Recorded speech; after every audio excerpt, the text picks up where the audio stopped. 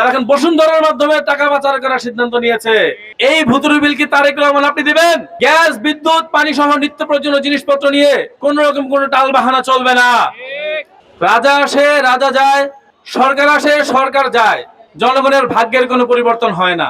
যেই সরকার ক্ষমতায় আসে, ক্ষমতায় আসার পর তার সবার আগে যেটা চেষ্টা করে কিভাবে জনগণের পকেট কাটা যায়। আমরা যখন তারেক রহমানকে বলতে শুনেছিলাম যে আই হ্যাভ এ প্ল্যান, আমরা অনেক আশান্বিত হয়েছিলাম। আমরা ভেবেছিলাম এই প্ল্যান সম্ভবত জনগণের অধিকারটা জনগণকে ফিরিয়ে দেওয়ার প্ল্যান, এবং আমরা সেই ভরসাতে এদেশের মানুষজন বিএনপি কে ভোট দিয়ে ক্ষমতায় এসেছিল। কিন্তু আপনারা জানেন সেই 12 ফেব্রুয়ারি নির্বাচনের পর থেকে আজকের এই বাংলাদেশের পরিস্থিতি যদি আপনাদেরকে বলি, তাহলে সেটা দিনকে দিন আরো খারাপের দিকে যাচ্ছে। গ্যাসের দাম বৃদ্ধি পেয়েছে কয়েক দফায়, চুলায় গ্যাস নাই, যারা এলপি গ্যাস রান্না করেন তাদেরকে দেখা যাচ্ছে সিন্ডিকেটের মাধ্যমে সারা দেশে গ্যাস পাওয়া যাচ্ছে না। যেই গ্যাসের দাম একটু বৃদ্ধি করা হলো অমনি আবার গ্যাস অ্যাভেলেবল। আমরা তো জানি, আমরা তো দেখি কিভাবে করে সিন্ডিকেট এইগুলোকে নিয়ন্ত্রণ করে। এইচএসসি পরীক্ষা চলছে, এখানে ছেলেমেয়েরা আছে, তারা পরীক্ষা দিতে পারছে না, ঠিক মতো প্রিপারেশন নিতে পারছে না। কেন?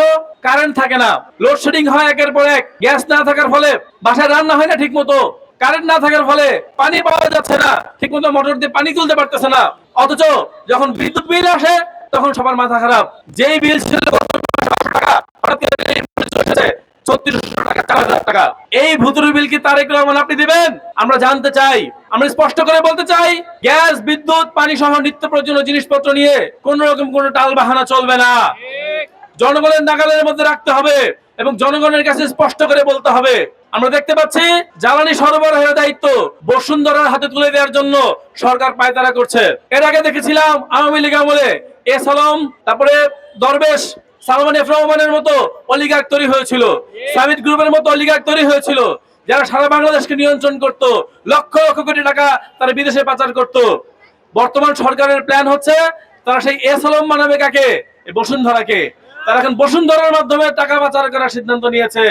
আমরা স্পষ্ট করে বলতে চাই, অলিগার্ক এস আলম গেছে যেই পথে, বসুন্ধরা যাবে সেই পথে।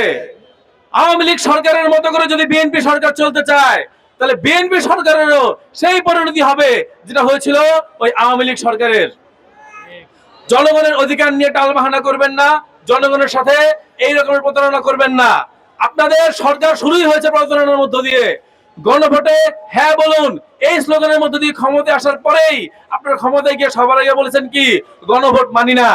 সুতরাং আপনাদের এই প্রতারণা আমাদের কাছে স্পষ্ট, কোনো প্রতারণা চলবে না।